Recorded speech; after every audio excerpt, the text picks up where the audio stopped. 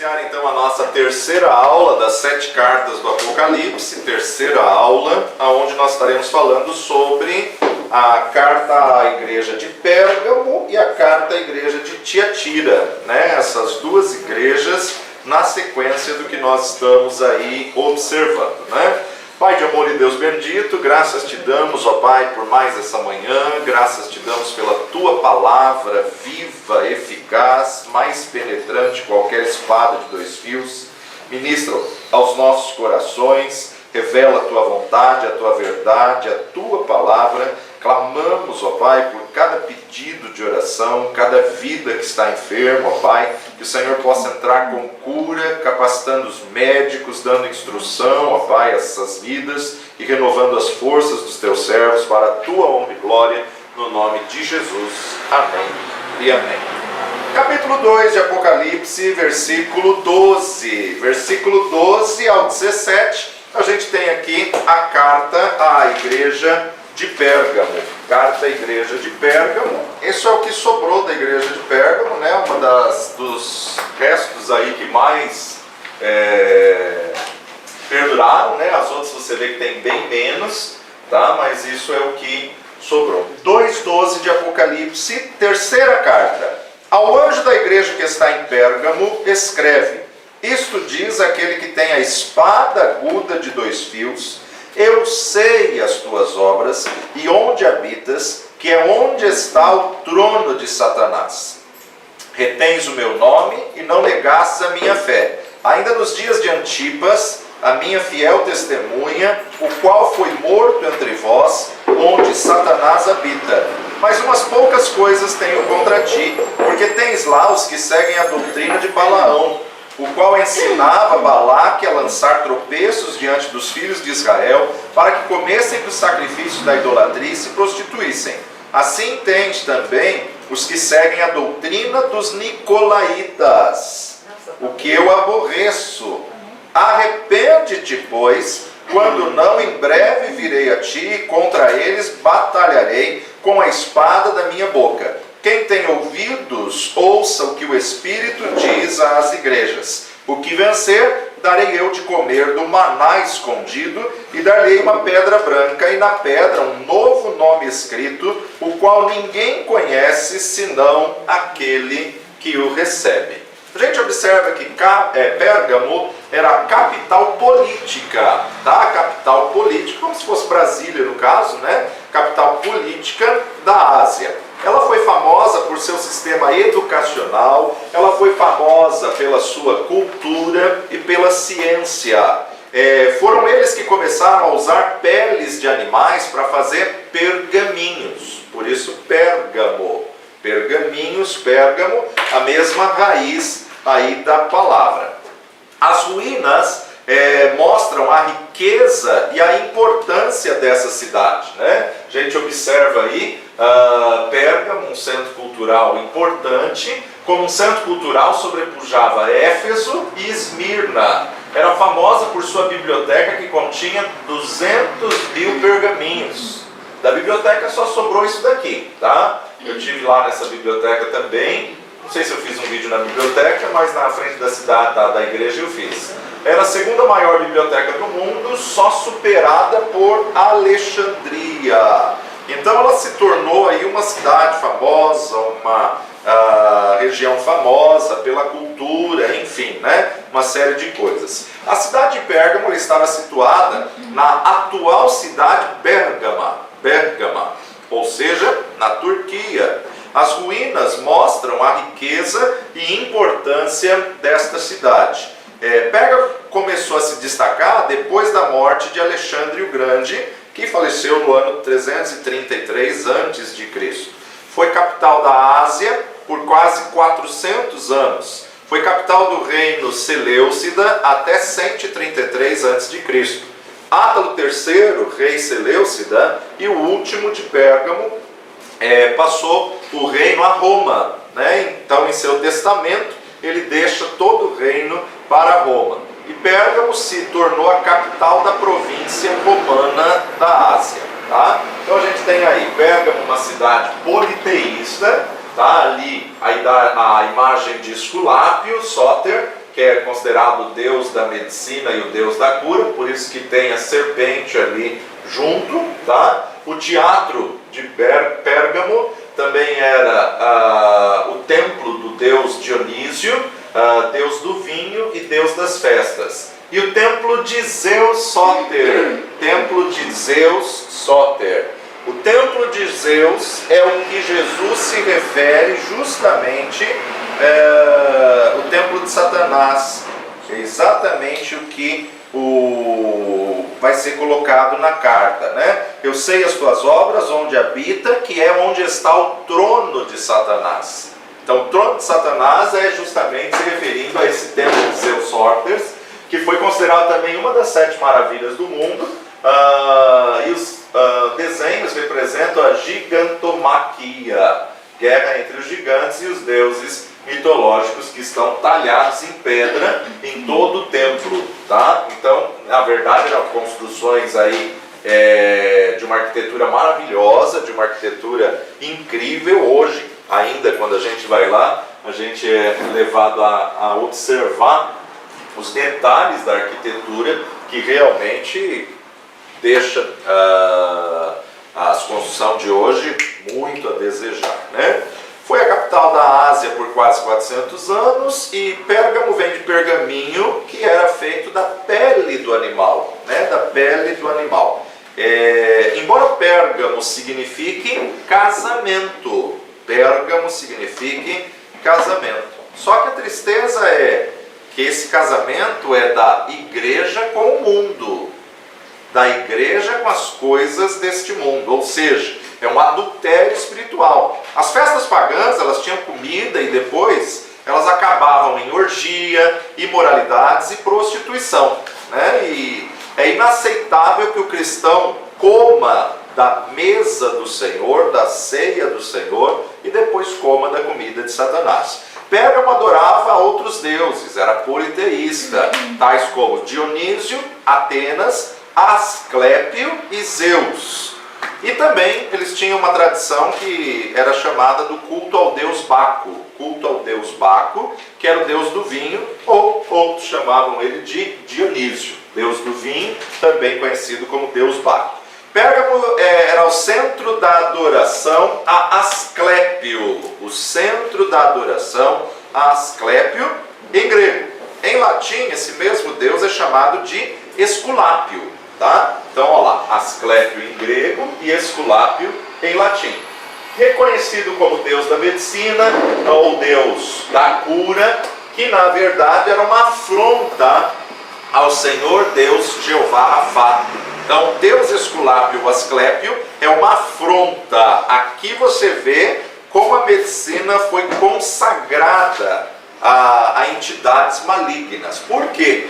Porque quando começou a fazer os remédios, medicamentos, era feito por feitiços. Então, eram combinações de feitiços e, na verdade, foram fazendo testes e tudo mais. E quando viam que alguma combinação curava, então aí eles começavam a dizer que o deus Asclépio trouxe cura através daquele feitiço.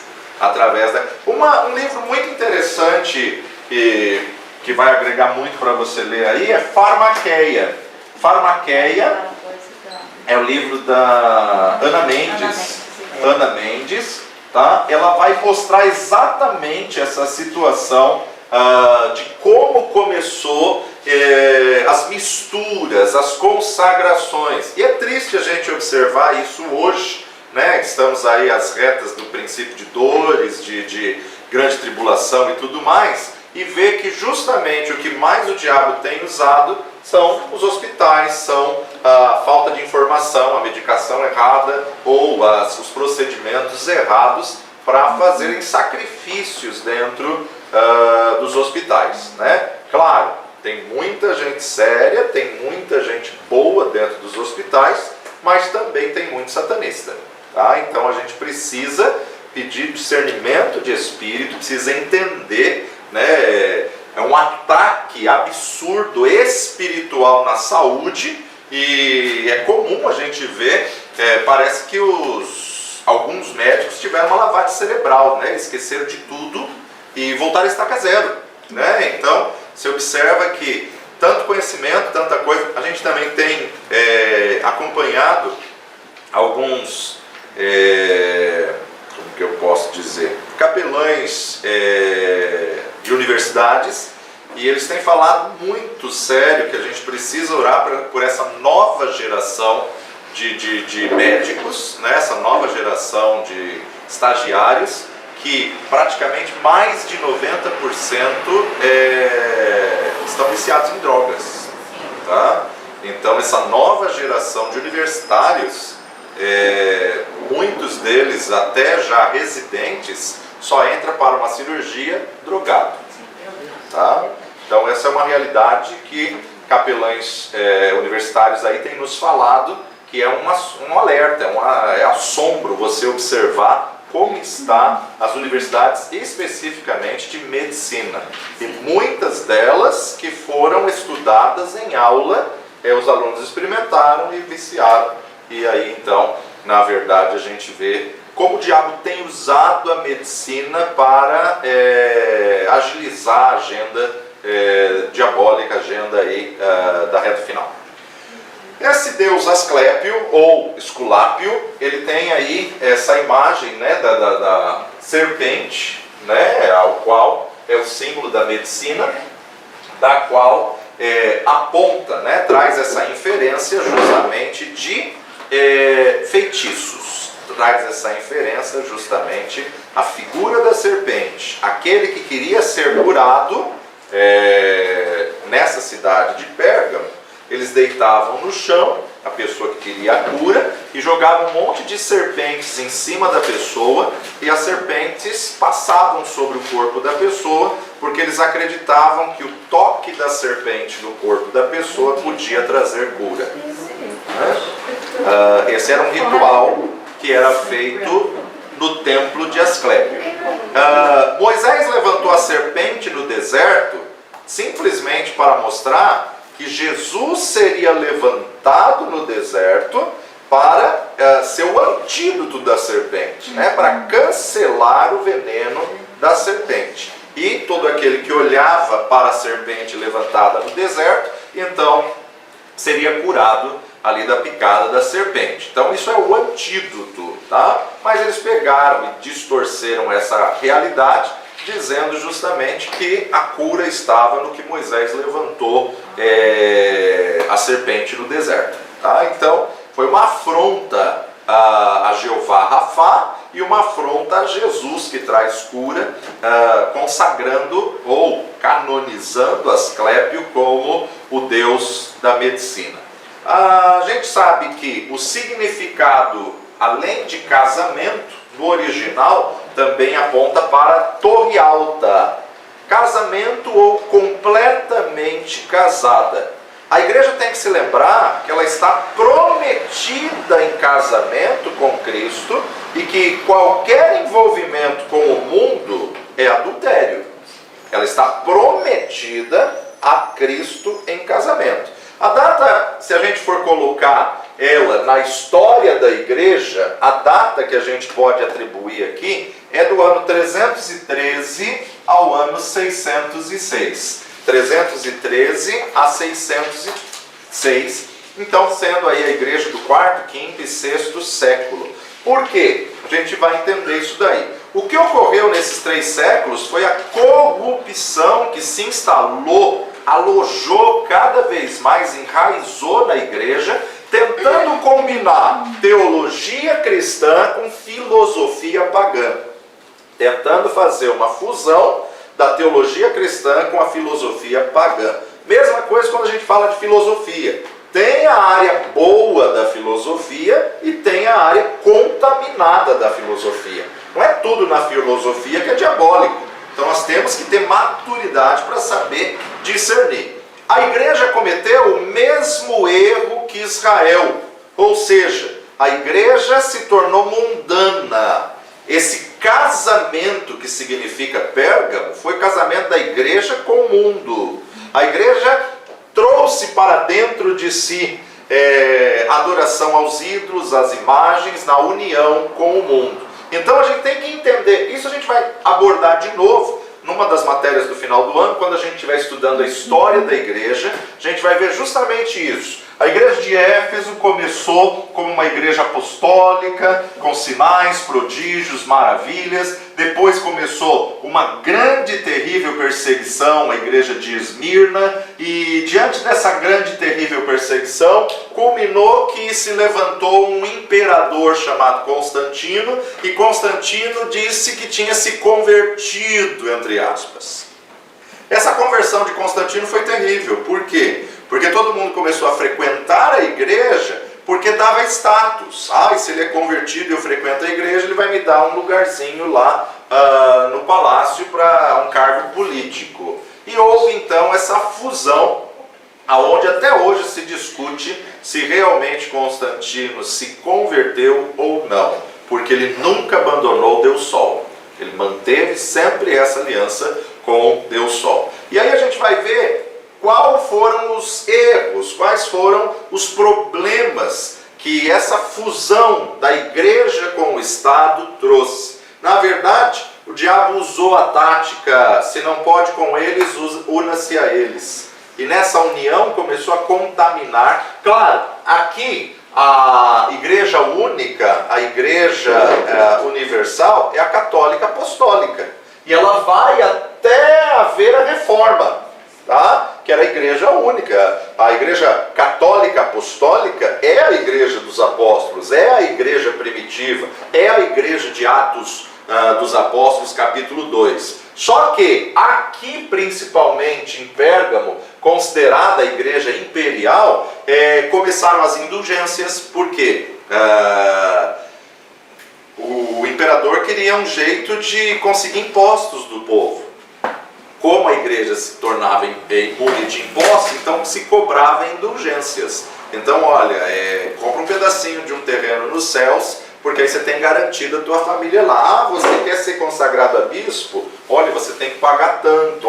Você quer ser consagrado a cardeal? Então, olha, o preço é maior. Você quer ser consagrado a papa? Não, mas eu não tenho formação católica. Não tem problema.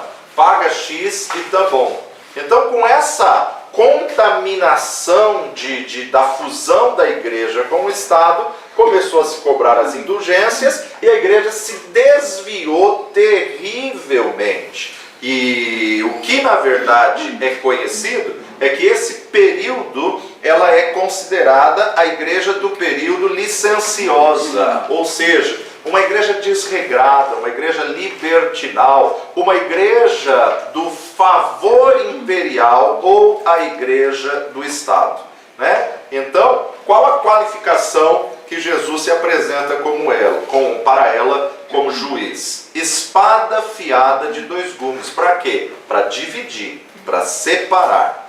A espada representa autoridade e poder para julgar. Por isso que no versículo 12 ele começa dizendo: ao anjo da igreja que está em Pérgamo escreve: isto diz aquele que tem a espada aguda de dois fios. A palavra viva que vem contra aqueles que querem distorcer a verdade é uma batalha contra aqueles que estavam minando a fé dos fiéis. Por isso que Hebreus 4,14, Hebreus capítulo 4, versículo 14, visto que temos um grande sumo sacerdote, Jesus, Filho de Deus, que penetrou nos céus, retenhamos firmemente a nossa confiança. Então a palavra viva que vem contra aqueles que querem distorcer a verdade, uma batalha contra aqueles que estavam minando a fé dos fiéis. A palavra de Deus é viva e poderosa. Hebreus 4,14. 4,12, né? 4,12. Deixa eu voltar aqui ao 12. Porque a palavra de Deus é viva e eficaz e mais penetrante do que qualquer espada de dois gumes, dois fios, penetra até a divisão da alma e espírito, das juntas e medula, apta para discernir pensamentos e intenções do coração. Assim também como o próprio livro de Salmos e Provérbios vai apresentar que a palavra é o remédio. é o remédio, né? A palavra vai mostrar o que é a verdade de Deus e o que não é. A palavra vai nos mostrar o que é espiritualidade genuína e o que não é. Cuidado com movimentos, cuidado com assim diz o Senhor.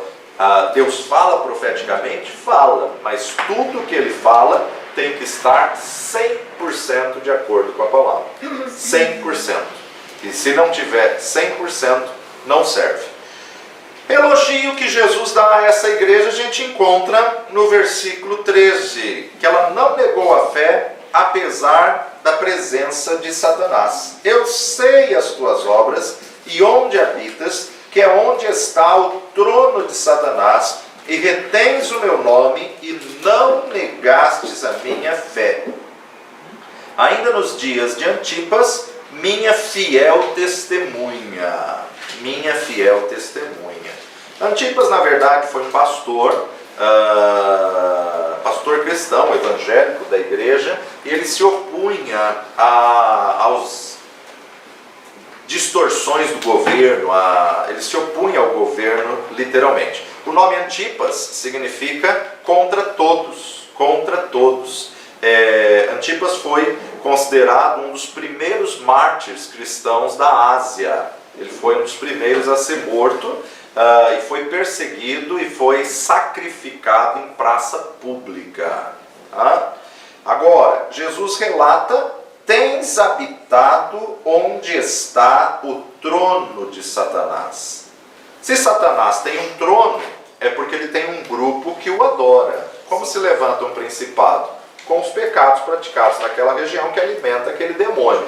Agora, trono de Satanás aqui, especificamente, estava sendo referido ao templo de Zeus, aonde ali, então, era o trono diabólico, onde se entregava crianças para serem sacrificadas, e enfim, aí realmente muita orgia e muita prostituição, promiscuidade. Então, era uma referência a um altar que tinha sido construído em honra a Zeus, né?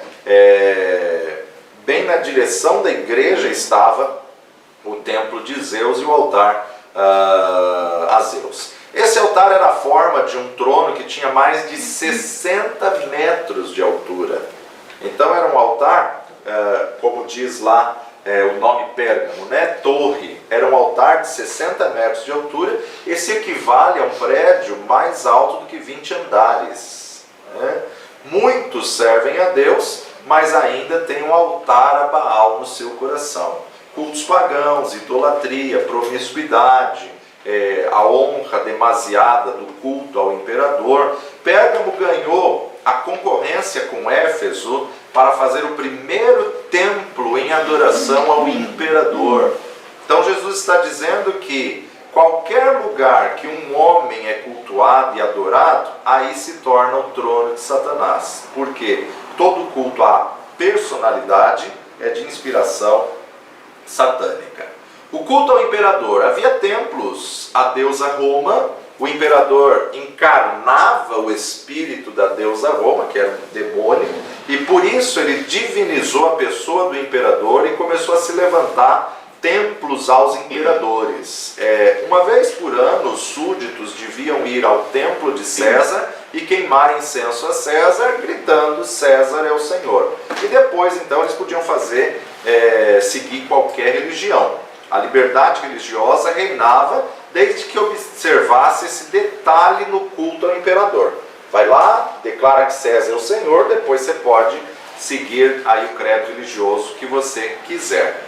O diabo aceita você dividir a glória, mas Deus não divide sua glória com ninguém. O altar de incenso do tabernáculo representava a oração dos santos que subia a Deus como cheiro suave.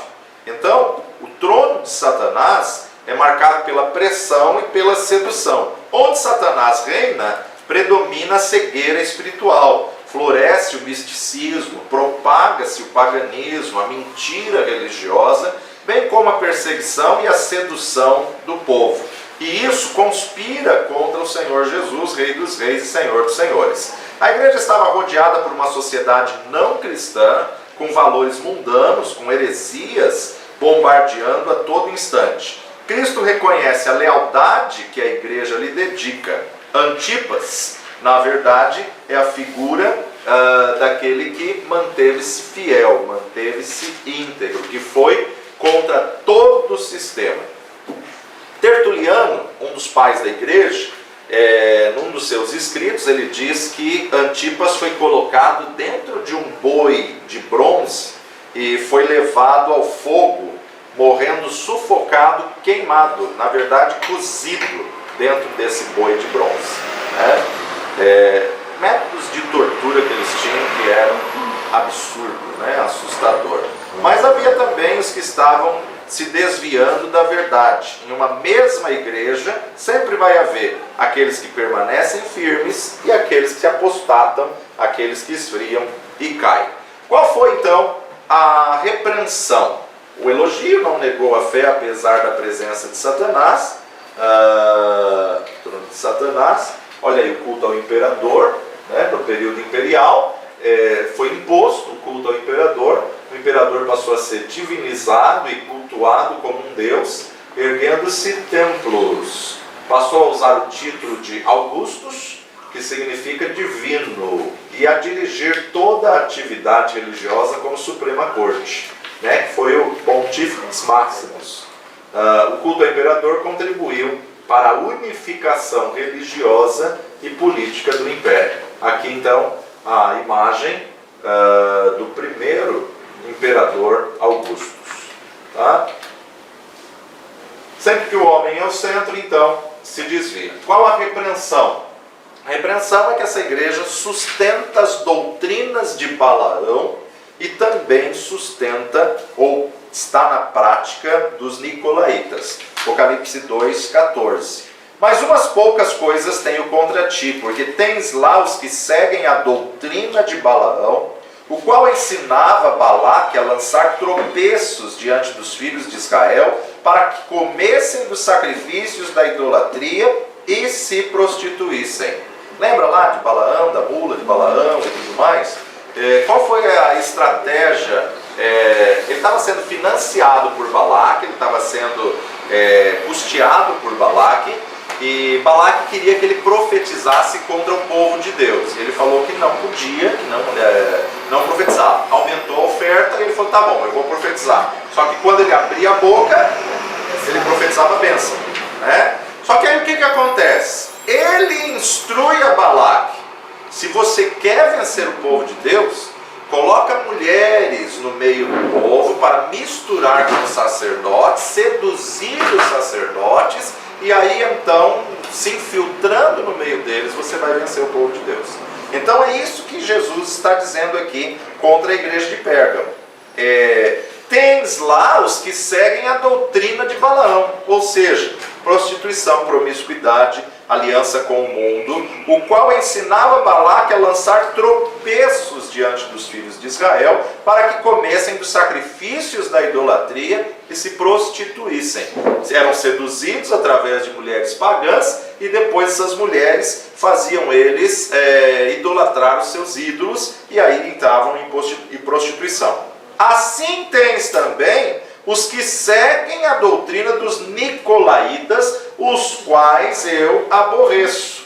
Balaão, ele não consegue amaldiçoar o povo de Deus, porque Deus não permite, mas ele ensina Balaque, rei de Moabe, isso vai estar lá em Números 23, como o juízo de Deus viria contra o povo, se o povo pecasse, se conduzisse o povo ao pecado. Não vamos ler Números 23, mas Números 25, 1 e 2 diz: Israel deteve-se em Sitim e o povo começou-se a prostituir-se com as filhas dos moabitas, e elas convidaram o povo ao sacrifício de seus deuses, e o povo comeu e inclinou-se aos seus deuses. Então esse foi justamente os ensinos de Balaão a Balaque. Números 25, de 7 a 9. O 7 diz: Vendo isso, Finéias, filho de Eleazar, filho de Arão, sacerdote, se levantou no meio da congregação e tomou uma lança na sua mão. Verso 8. E foi após o homem israelita até a tenda e atravessou a ambos, ao homem israelita e à mulher pelo ventre. Então a praga cessou de sobre os filhos de Israel, e os que morreram daquela praga foram 24.000 pessoas, que estavam em prostituição com mulheres pagãs moabitas. Números 31:16. Eis que estas foram as que, por conselho de Balaão, deram ocasião aos filhos de Israel de transgredir contra o Senhor, no caso de Peor. Por isso houve aquela praga entre a congregação do Senhor. A história de Balaão, a mula, que era mais espiritual do que o profeta, a mula tinha diversas dons. Nossa! Ela teve discernimento, ela teve visão aberta, ela falou numa língua que não era dela, falou na língua dos homens, né? Então, e profetizou.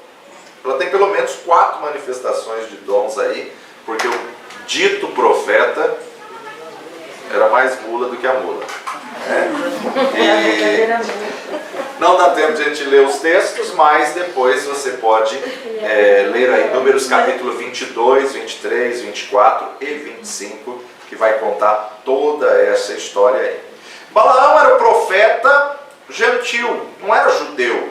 Não sabemos como ele se converteu, se é que se converteu. Não tem passagens bíblicas, porém ele temia e obedeceu a Deus forçado, não amaldiçoando o povo de Israel. Números capítulo 22, 18 diz: Então Balaão respondeu e disse aos servos de Balaque: Ainda que Balaque me desse a sua casa cheia de prata e de ouro, eu não poderia ir além da ordem do Senhor meu Deus para fazer coisa pequena ou grande. E em Números 24, 2, vai mostrar que o Espírito do Senhor veio sobre ele. Números 24, 2 diz: Levantando-se Balaão seus olhos e vendo a Israel que estava acampado segundo as suas tribos, veio sobre ele o Espírito de Deus. Entendeu-se então que Balaão aconselhou Balaque de como fazer Israel pecar contra Deus, porque só fazendo a nação pecar contra Deus é que o juízo de Deus viria contra o povo e Balaque ganharia a batalha. Números 24, 14 vai dizer: Agora, pois, eis que me vou ao meu povo, vem, avisar-te-ei do que este povo fará a teu povo nos últimos dias. Balaão começou a negociar os dons por dinheiro. Balaão começou a fletar com Balaque. Cuidado, não tente seduzir o inimigo, porque ele sempre vence. Não tente tentar o tentador. Né? Embora a carne é fraca, ela sempre vence. Então você não pode dar vazão, não pode dar lugar, não pode dar legalidade. A doutrina de Balaão e dos nicolaítas, então é o quê? Ensinos que seduzem o povo de Deus a aceitar pecadinhos, a aceitar acordos. Ensinamentos que seduzem o povo de Deus à idolatria, à sutileza da adoração e da imoralidade. Sitim estava na fronteira da terra de Canaã, junto ao rio Jordão, e eles adoravam ali a Baal Peor. Baal Peor era o pior mesmo, porque é o próprio Satanás. Tá?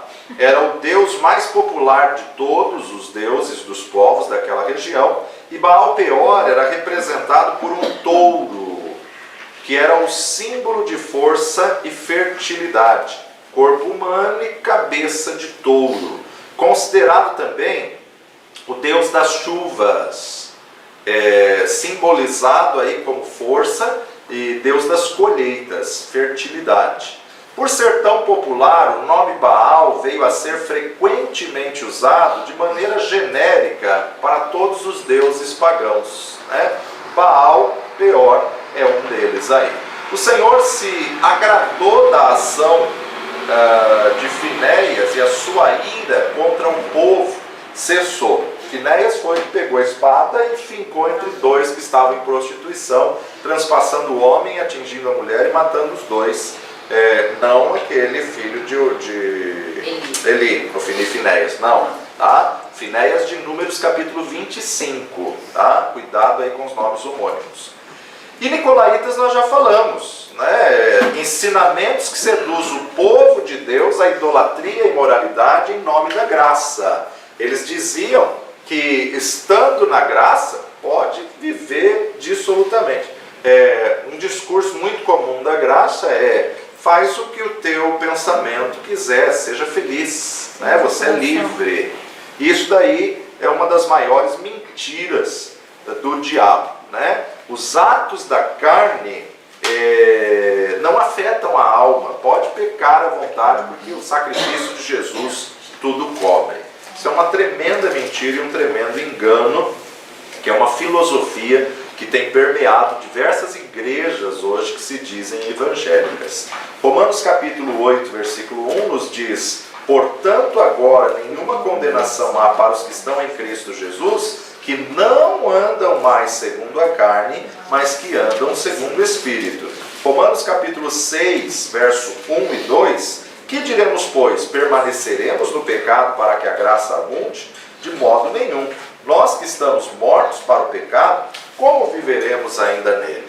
Então, na verdade, nós vimos lá na primeira carta, na igreja de Éfeso, quando Jesus escreve a carta, Jesus dá um elogio aos de Éfeso, porque eles aborrecem as obras dos nicolaítas, porque eles odiaram, resistiram a essa doutrina dos nicolaítas. Só que agora, na terceira carta, Jesus repreende a igreja de Pérgamo, porque eles praticavam as obras dos nicolaítas. É óbvio, né? Já falamos o quê? No literal, cada uma das igrejas tinha a sua particularidade, né? Essas 7 igrejas haviam literalmente na época que João estava preso, exilado na ilha de Patmos, e foi um recado literal para aquelas igrejas. Mas no decorrer da história da igreja, aqui no começo, né, no ano 33, no derramar do Espírito Santo, no Pentecostes, a igreja apostólica rejeitava esse ensino da graça abundante, da graça tudo cobre. Só que agora, no decorrer dos anos, quando a igreja se tornou imperial, começaram a aceitar. E agora aqui, na época escatológica, a gente vai encontrar pessoas dentro da própria igreja, com a característica de Éfeso, de Esmirna, de Pérgamo, de Tiatira, de Sardes, de Filadélfia e Laodiceia. Não ficou só na mensagem da história da igreja. Isso é muito interessante a gente observar, porque só Deus pode fazer uma coisa dessa. Falar uma palavra e a mesma palavra ter uma interpretação para 3 períodos diferentes. Um período literal do ano 100, um período no decorrer da história dos anos 313 a 606 e na dispensação aí prestes a entrarmos no milenial, antes da grande tribulação, às vésperas aí do princípio das dores. Apocalipse capítulo 2, então, versículo 6, é quando Jesus está falando com a igreja de Éfeso. Tens, porém, isso, que aborrece a obra dos nicolaítas, as quais eu também aborreço. Mas no capítulo 2, versículo 15, a carta agora é à igreja de Pérgamo: assim tens também aí os que seguem a doutrina dos nicolaítas, dentro aí da igreja de Pérgamo, o que eu odeio. O aviso do Senhor, então: arrependa-se. Verso 16: arrepende-te, pois, quando não, em breve virei a ti, e contra eles batalharei com a espada da minha boca. E a ordem de Jesus também é muito interessante aqui. Verso 17: quem tem ouvidos, ouça o que o Espírito diz às igrejas. Ao que vencer darei eu a comer do maná escondido, dar-lhe-ei uma pedra branca, e na pedra um novo nome escrito, o qual ninguém conhece senão aquele que o recebe.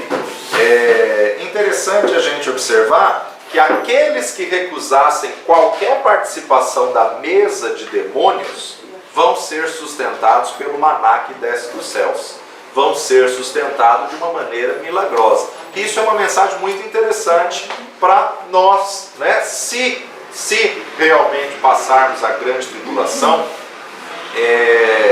vamos ter um sustento dos céus, vamos ter um sustento sobrenatural, vai haver aí uma provisão de Deus, vai haver um milagre de Deus, nem que for a farinha e água, né? Da tua panela não faltará a farinha, da tua botija não secará o azeite, mas aquele que rejeita a mesa dos demônios é sustentado pelo maná dos céus. Jesus é o maná dado pelo Pai, Jesus é o pão que desceu do céu, Jesus é o maná escondido, Jesus é o alimento, Ele é o pão da vida. Então Deus tem uma revelação, Deus tem um maná na sua palavra que nos alimenta, que nos sustenta. Deus tem uma palavra para todos os dias, para cada um de nós. Deus tem um alimento que sacia, porque Ele é o pão dos céus.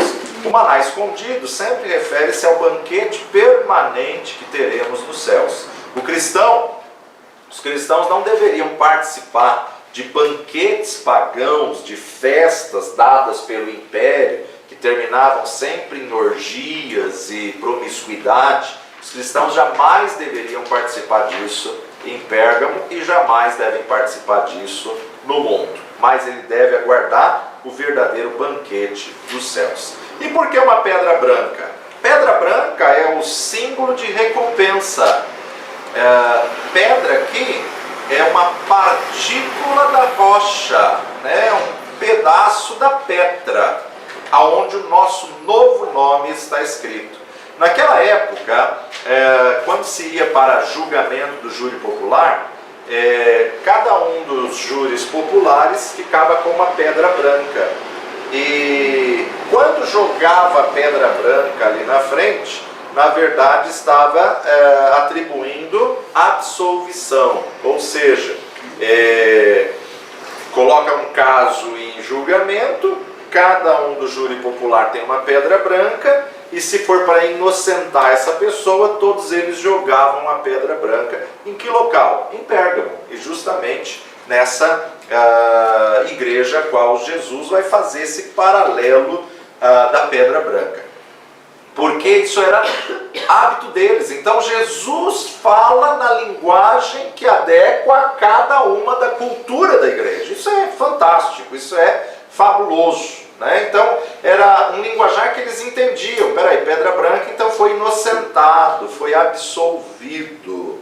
O que Jesus está dizendo? Que aquele que vencer, aquele que não comer da mesa da prostituição de demônios, mas se alimentar do maná escondido, o Senhor vai dar absolvição, o Senhor vai tê-lo como inocente aos seus seguidores fiéis. Tá, o maná aí, a gente vê aqueles que recusam a comer a participação da mesa dos demônios, seriam sustentados pelo maná de Deus, e Jesus é o maná dado pelo Pai, o pão que desceu dos céus.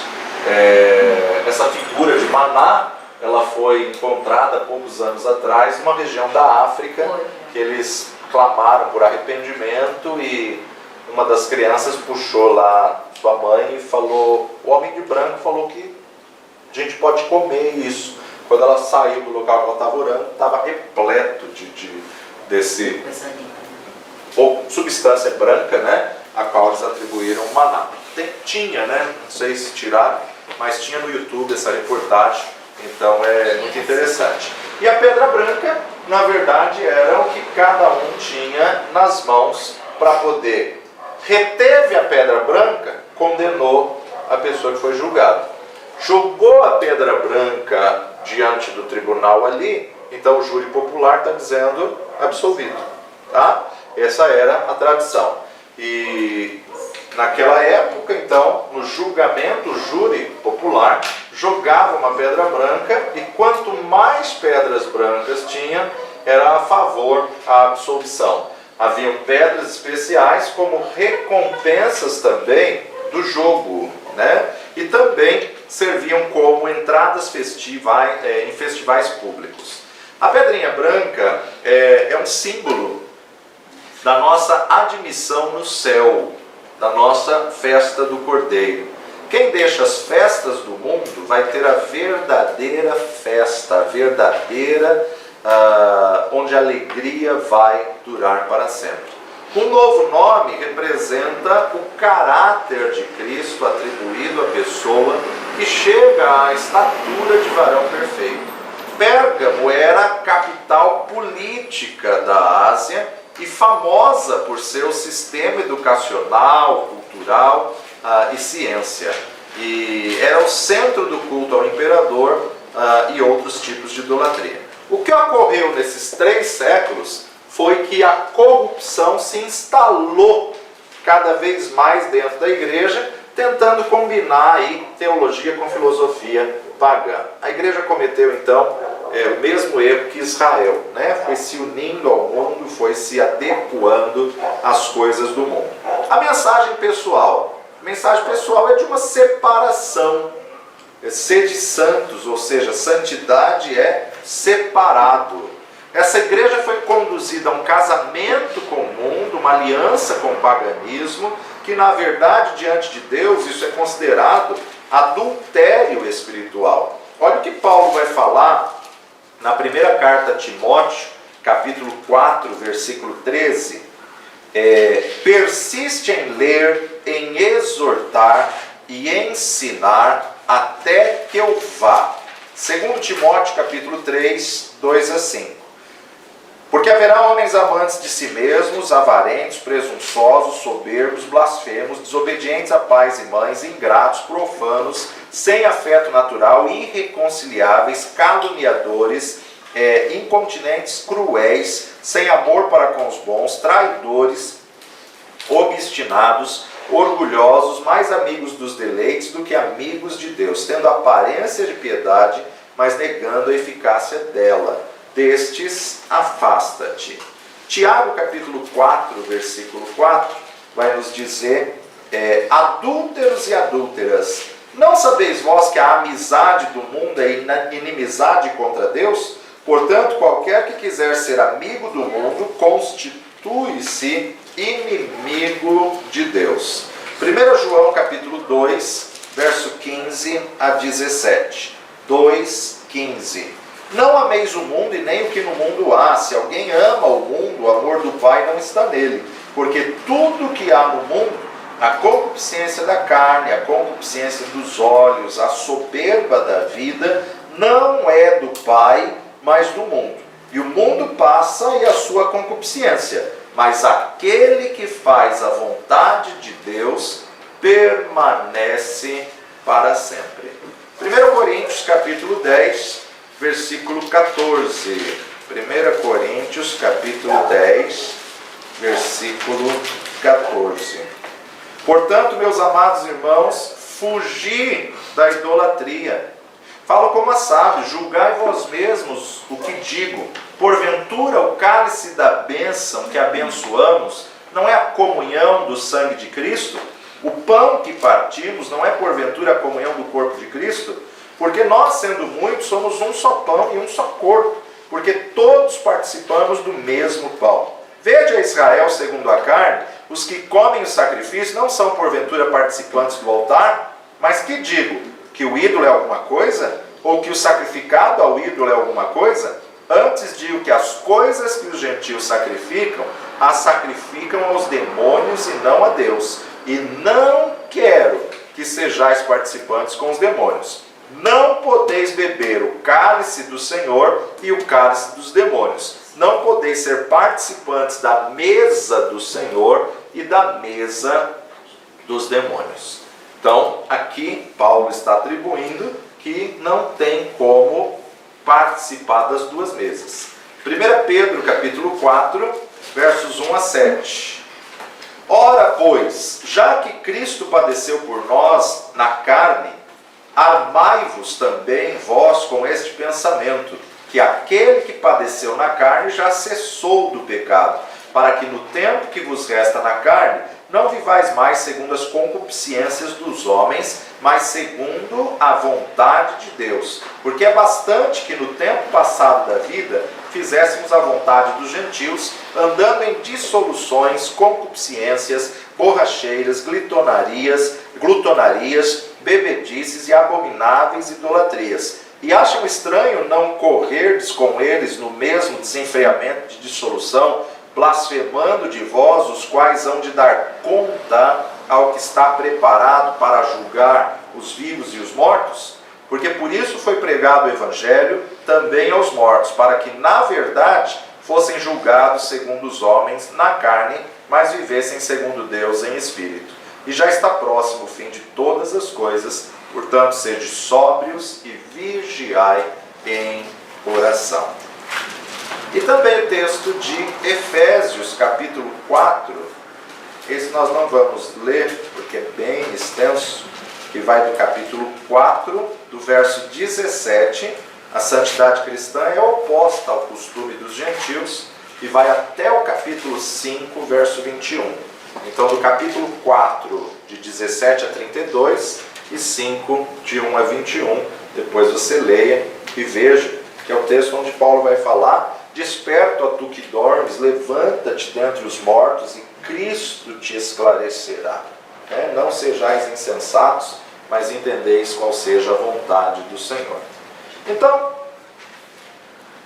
nessas três primeiras cartas, carta a Éfeso, a Esmirna e agora a Pérgamo, o Senhor falou a toda a igreja, e o apelo, isso é interessante, vai lá comigo para Apocalipse 2.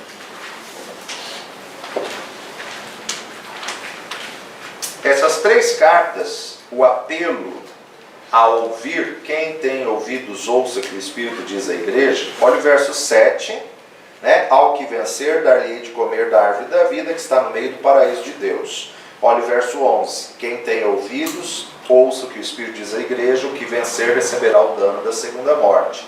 Olha o verso 17, quem tem ouvidos para ouvir, ouça o que o Espírito diz às igrejas, ao que vencer, eu darei a comer do maná que está escondido, e dar-lhe uma pedra branca, e na pedra um novo nome escrito, o qual ninguém conhece senão aquele que o recebe. Então o apelo, quem tem ouvidos para ouvir, a essas três primeiras igrejas, Éfeso, Esmirna e Pérgamo, ele vem antes da promessa. Essas três igrejas você pode destacar na sua Bíblia. Quem tem ouvidos para ouvir, ouça o que o Espírito diz à igreja, e aí depois vem a promessa. Só que a partir da quarta carta, a carta a Tiatira, Sardes, Filadélfia e Laodiceia, interessante a gente observar que Jesus inverte a posição. O apelo vem depois da promessa. A promessa vem antes e aí depois encerra com o apelo. Indicando o quê? Que a partir de Tiatira, Deus não mais espera ser ouvido pela igreja toda. A partir de Tiatira é que os vencedores formam um remanescente na igreja. Por quê? Uma vez que a igreja se juntou com o Estado, você tem dentro da própria igreja o trigo e o joio. Então até aqui o apelo, quem tem ouvidos vem antes e a promessa vem depois. Daqui para frente, a promessa vem primeiro e depois vem o apelo, quem tem ouvidos para ouvir, que ouça, que é o que você observa aí. Justamente por quê? Porque Deus não espera ser ouvido por todos, pelo 100% da igreja. Indicando que agora os vencedores formam um remanescente dentro de cada igreja e não mais a igreja como um todo. O trigo vai crescer junto com o joio. Essa inversão assinala a passagem dos tempos históricos para os tempos atuais. De Tiatira em diante, apenas um pequeno grupo é que vai formar a verdadeira igreja do Senhor dentro da própria igreja. Dentro da própria igreja. Tiago capítulo 1, versículo 27. A religião pura e imaculada para com Deus o Pai é esta: visitar órfãos e viúvas nas suas tribulações e guardar-se da corrupção do mundo. Segundo Pedro, capítulo 2, versos 1 a 6. E também houve entre o povo falsos profetas. Onde? Entre o povo. Como entre vós também haverá falsos doutores, que introduzirão encobertamente heresias de perdição e negarão o Senhor que os resgatou, trazendo sobre si mesmo repentina perdição. E muitos seguirão as suas dissoluções, pelos quais será blasfemado o caminho da verdade, e por avareza farão de vós negócios com palavras fingidas, sobre os quais já de largo tempo não será tardia a sua sentença, e a sua perdição não dormita. Porque se Deus não perdoou aos anjos que pecaram, mas, havendo-os lançado no inferno, os entregou às cadeias da escuridão, ficando reservados para o juízo. E não perdoou ao mundo antigo, mas guardou a Noé, pregoeiro da justiça, com mais 7 pessoas ao trazer o dilúvio sobre o mundo dos ímpios. E condenou a subversão às cidades de Sodoma e Gomorra, reduzindo-as a cinza e pondo-as para exemplo aos que vivessem impiamente. E Eclesiastes capítulo 9, Eclesiastes de 8 a 18, 9 de 8 a 18. Em todo tempo sejam alvas as tuas vestes e nunca falte o óleo sobre a tua cabeça. Goza a vida com a mulher que amas todos os dias da tua vida e da tua vaidade, os quais Deus te deu debaixo do sol todos os dias da tua vaidade, porque esta é a tua porção nesta vida e do teu trabalho que tu fizeste debaixo do sol. Tudo que te vier à mão para fazer, faz-o conforme as tuas forças, porque na sepultura para onde vais, não há obra, nem indústria, nem ciência, nem sabedoria alguma. A sabedoria é muitas vezes mais útil aos outros do que àquele que a possui. Voltei-me e vi debaixo do sol, e não é dos ligeiros a carreira, mas dos valentes. A peleja, nem tampouco dos sábios. O pão, nem ainda dos prudentes. A riqueza, nem dos inteligentes. O favor, mas que o tempo e a sorte pertencem a todos. Que também o homem não conhece o seu tempo, como os peixes que se pescam com a rede maligna, e como os passarinhos que se prendem com o laço. Assim se enlaçam também os filhos dos homens no mau tempo, quando cai de repente sobre eles. Também vi sabedoria debaixo do sol, porque foi para mim grande. Houve uma pequena cidade em que havia poucos homens, e veio contra ela um grande rei, e a cercou e levantou contra ela grandes tranqueiras. E vivia nela um sábio pobre, que livrou aquela cidade pela sua sabedoria, e ninguém se lembrava daquele pobre homem. Então disse eu: melhor é a sabedoria do que a força, ainda que a sabedoria do pobre foi desprezada, e as suas palavras não foram ouvidas. As palavras dos sábios devem em silêncio ser ouvidas, mais do que o clamor do que os domina sobre os tolos. Melhor é a sabedoria do que as armas de guerra, mas um só pecador destrói muitos bens. Então Salomão traz aí uma visão muito interessante para mantermos as vestes brancas, as vestes alvas, as vestes limpas, né? A necessidade dessa posição. Bom, a igreja então de Pérgamo, para a gente concluir aqui, ela foi a igreja que legalizou as indulgências, que introduziu o período das indulgências. Na história da igreja a gente vai ver claramente isso aí. Como Satanás não conseguiu destruir a igreja através da perseguição, então ele mudou suas táticas. Aqui na igreja de Esmirna era o período da igreja de perseguição, Domiciano, a igreja dos mártires. Como ele não conseguiu destruir a igreja aqui, ele mudou suas táticas, ele mudou seus métodos. Ou seja, quando Satanás não consegue te parar, então ele te acelera para você não ter tempo para Deus. Como Satanás não conseguiu parar a igreja nos mártires, ele se aliou a ela. Né? Se você não pode com ela, junte-se a ela.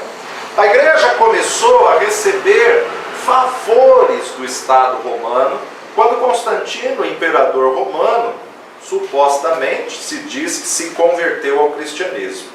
Inclusive a mãe de Constantino foi a responsável por construir diversas e diversas catedrais, igrejas católicas por todos os lados, tanto em Jerusalém como em muitas regiões ali. Houve uma fusão da política com a religião, do palácio com o templo. Mudanças começaram a acontecer quando os pagãos trouxeram consigo muitas práticas pagãs para dentro da igreja. Os romanos, eles gostavam muito de construir estátuas, de adorar a deuses, e sutilmente eles foram infiltrando e entrando dentro da igreja com algumas desculpas. Não vamos idolatrar, vamos fazer uma homenagem, afinal ele morreu como mártir. E aí se fazia uma imagem para honrar, uma imagem como uma lembrança por quem morreu pregando o evangelho. A sutileza de como foi levado a idolatria. Constantino, como eu já disse, gostava muito do Deus Sol. Apolo, no livro da História Oriental da Igreja, ele diz que todas as moedas de Constantino tinham de um lado as letras de Jesus Cristo, mas quando você virava era o Deus Sol. Então ele misturou as coisas. Era como se ele não ousasse abandonar a proteção do Deus Sol, mas queria ser cristão. Gradualmente, os mandamentos de Deus foram sendo substituídos pela salvação, pelo complicado sistema de dogmas humanos e decretos da Igreja Católica Apostólica, que passou a ser Igreja Católica Apostólica Romana, com a tradição de Roma, com os mandamentos do Estado, com o Império Romano junto. O apelo que Jesus faz era pela fidelidade à palavra de Deus. A acomodação, ela ocorre quando nós nos convencemos que algo errado está certo, que algo certo é errado. Ou seja, não tem o apoio das Escrituras, mas praticamos mesmo assim, porque afinal todo mundo faz. É muito perigoso fechar os olhos e é trágico quando sabemos que algo é errado, mas mesmo assim a gente continua praticando ou defendendo. O tempo de Asclépio, ele foi na verdade um verdadeiro spa da saúde da época. Havia muitos serviços dentro do templo de Asclépio.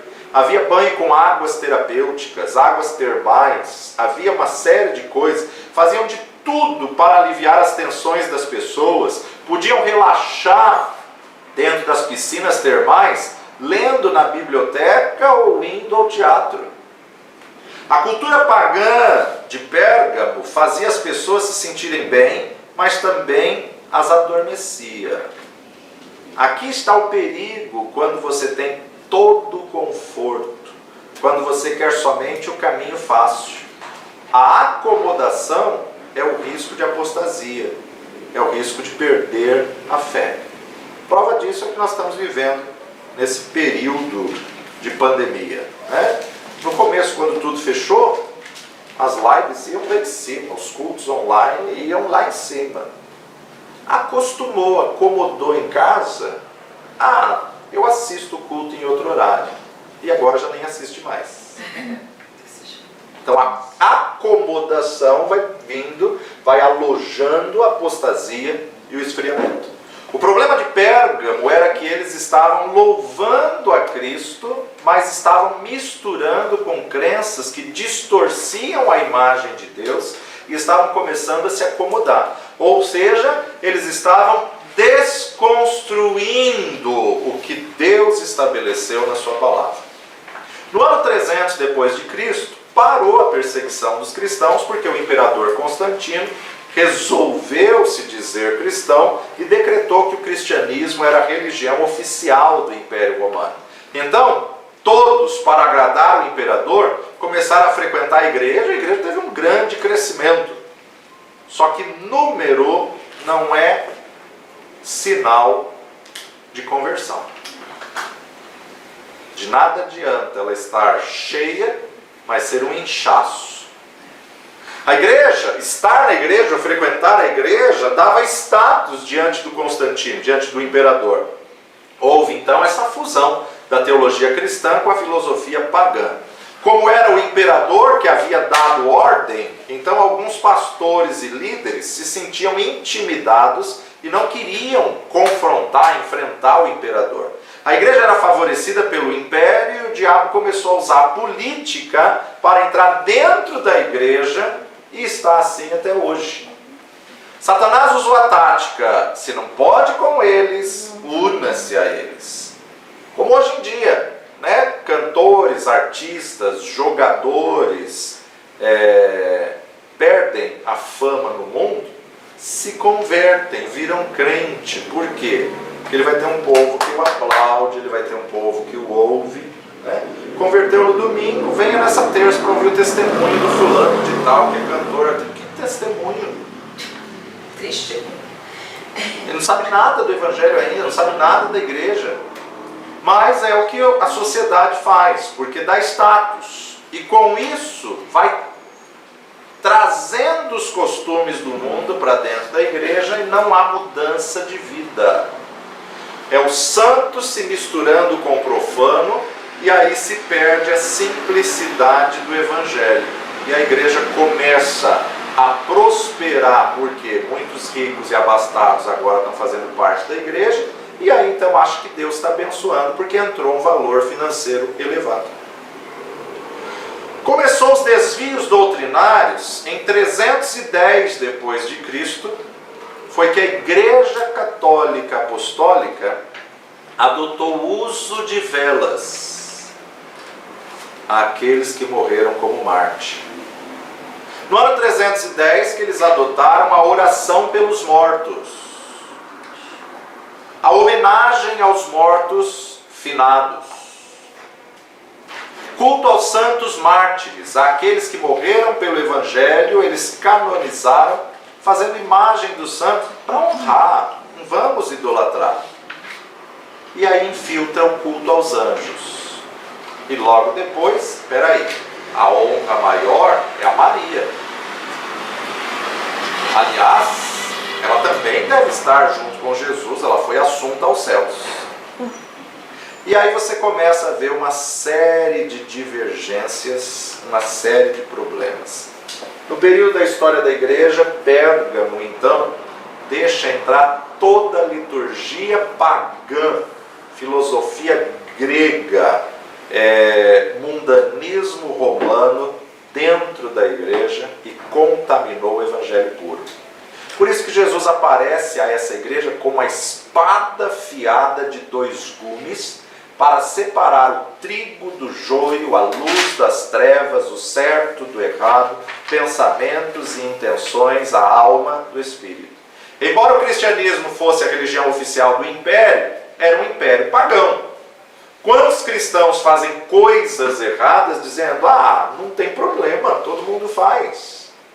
Quantos cristãos que usam amuletos, usam fitinhas, que consultam profetas como se consultam uma cartomante? Consultar o profeta só para saber o que deve fazer, se deve comprar ou não deve, se deve, que cor que deve comprar, é a mesma coisa que consultar um adivinho no mundo. Não oram mais, porque é mais fácil falar com o profeta. E outra, se o profeta falar o que eu não gosto, o profeta está na carne.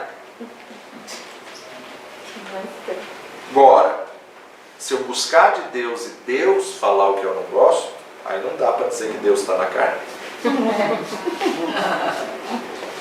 Trazem para dentro das suas casas cristais energizados, pirâmides, árvores da sorte, ou põem a fé em campanhas. Muitos cristãos pensam que pecados são coisas grandes ou só morais e vão deixando passar essas pequenas coisas como ganância, prepotência, soberba, orgulho, vaidade. Crentes que estão na igreja, mas que continuam no pecado, estão casados com o mundo. É Pérgamo, aliança com o pecado. Está na igreja, mas está em adultério. Está na igreja, mas está em fornicação, cigarro, vícios, bebida, drogas, jogo de loteria, bingo, ganância pelo dinheiro fácil. Em Éfeso, nós vemos que eles odiavam a obra dos nicolaítas. Só que em Pérgamo, as obras se tornaram doutrina dos nicolaítas. Quando se torna doutrina, se torna regra de fé e prática. Hoje, muitos aceitam o pecado estando dentro da igreja, achando tudo normal. O que tem? Os tempos mudaram. Só que a palavra de Deus não muda. Quantos pastores brigando se deve ou não deve comemorar o Natal? Se o mundo hoje diz que o Natal é Papai Noel, é porque a igreja deixou de pregar a verdade acerca do Natal.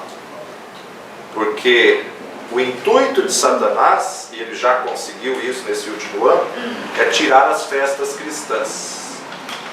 Onde muitos só tinham contato com a igreja no Natal, Páscoa e Thanksgiving. Não, foi proibido celebrar Natal, celebrar Páscoa e celebrar Thanksgiving.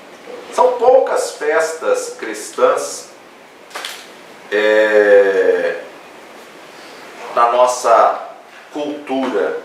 Porém, se ela for tirada do calendário, se a igreja não celebrar o nascimento de Cristo, quem vai celebrar? Se a igreja não celebrar a morte e ressurreição de Jesus, quem vai fazer? Muitos deixam de celebrar porque se apegam a coisas que não importam. Mas não foi dia 25 de dezembro que nasceu. Não, mas foi um dia ele nasceu nessa terra. A data não importa, o que importa é que ele nasceu. Porque quem não comemora dia 25 de dezembro também não comemora dia nenhum. Então, nós temos que aproveitar a data como uma oportunidade de falarmos de Jesus e deixarmos um legado na vida da criança do que é o Natal, do que é a Páscoa, do que é o Dia de Ação de Graças, e a sociedade, o sistema do anticristo quer acabar com isso. Tem muitos que nem sabem a diferença do Natal para a Páscoa. Festas cristãs. Nós somos o Israel de Deus hoje, mas não é para ser adotados costumes de Israel. Não é para judaizar a igreja. Já falamos ontem. Você usar para demonstrar a igreja, ensinar, explicar, não é problema. O problema é você adotar como condição para a salvação. A ordem de Jesus para a igreja de Pérgamo é: arrependa-te. Mudança de atitude. Quantos jovens hoje em fornicação, ou quantos casados em adultério, e a igreja aceitando. Deus não mudou e pecado é pecado, seja no passado, no presente ou no futuro, porque é o que está estabelecido na palavra de Deus. Renunciar à carne, e a quem vencer receberá o maná escondido nos céus.